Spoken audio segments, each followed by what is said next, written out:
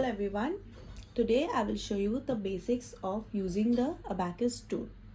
So this, as you can see on the board, this is called the lower beads and this is called upper beads and this is called the value bar.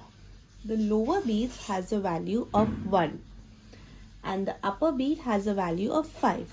So when the bead touches the bar, then only we have a answer. Like for example, this is 1. Now this is 2.